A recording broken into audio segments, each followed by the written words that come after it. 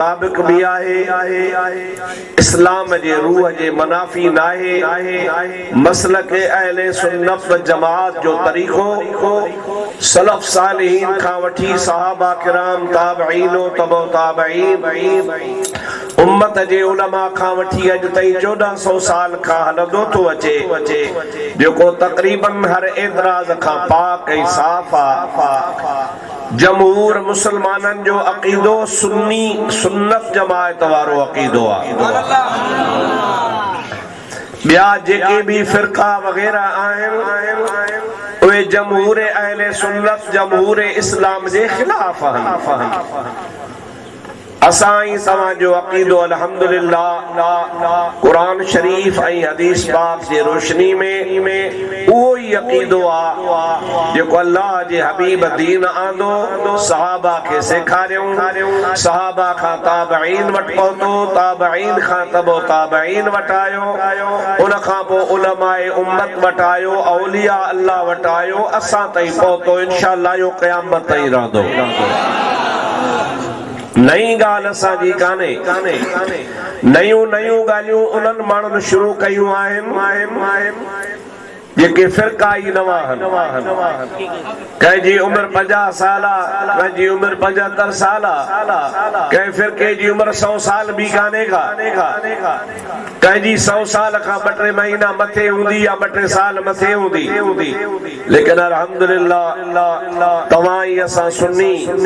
उन ॾींहुं लाको सुन्नी आहे मुंहिंजे ॾींहुं सैयदना सिद्दीक़ अकबर रसूलुल्लाह ते कलमो पढ़ियो अव्वल ईमान सिद्दीक़ अकबर आंदो उन खां पोइ मुसलमाननि ऐं उम्मत जो सिलसिलो शुरू थियो जेको अॼु ताईं जारी आहे इंशाअल्लाह ताला क़यामत ताईं जारी रहंदो। बाक़ी ॿियनि फ़िरक़नि जी तव्हां तारीख़ पढ़ंदव तमाम इस्लामी दौर खां बाद जूं पैदावारियूं आहिनि असांजो उन्हनि सां वास्तो ई कोन्हे तव्हां असांजो वास्तो अल्लाह ताला जे फज़लो करम सां उन हबीबन करीमन जे पैगाम ऐं प्रोग्राम सां आहे जेको अल्लाह जे हबीब आंदो आहे। मूं जेका तव्हां जे आॾो आयत तिलावत कई उन जो तर्जुमो अर्ज़ कयां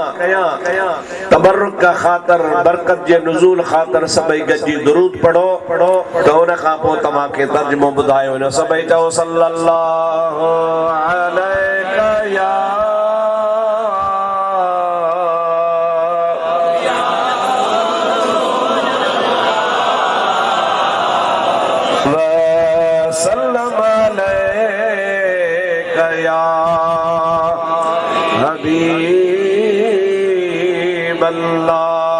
बुलंद आवाज़ सां सल्लल्लाहु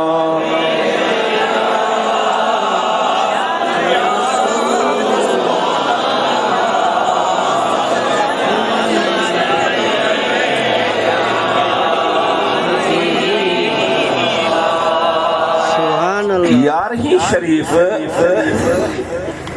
दरअसल ईसाले सवाब जो ॿियो नालो आहे। असां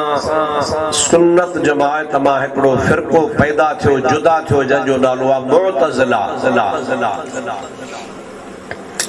इअ्तिज़ाल उम्मत खां जुदा थी धार विया उन्हनि जो अक़ीदो इहो आहे त इंसान जेको भी अमल कंदो उहो अमल उन ताईं महदूद आहे उन्ही अमल खे ॿिए जे तरफ़ ट्रांसफर नथो करे सघिजे।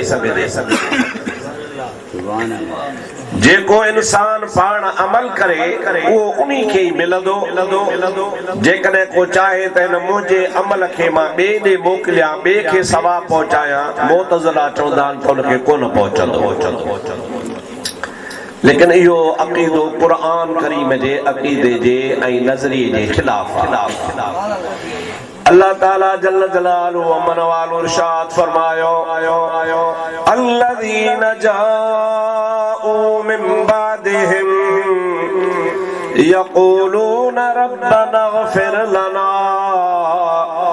वल इख़वानिना अल्लज़ीना सबक़ूना बिल ईमान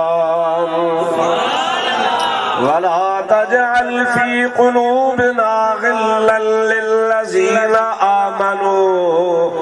रब्बना इन्नका रऊफुर रहीम।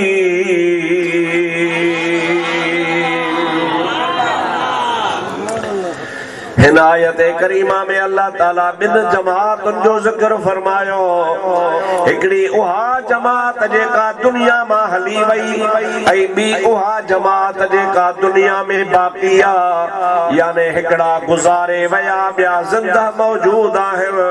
इन बिन जमातुनि जो तज़किरो अल्लाह ताला फरमाए थो अल्लज़ीन जाऊ मिन बादिहिम, जेके गुज़री वया जहान छॾे वया।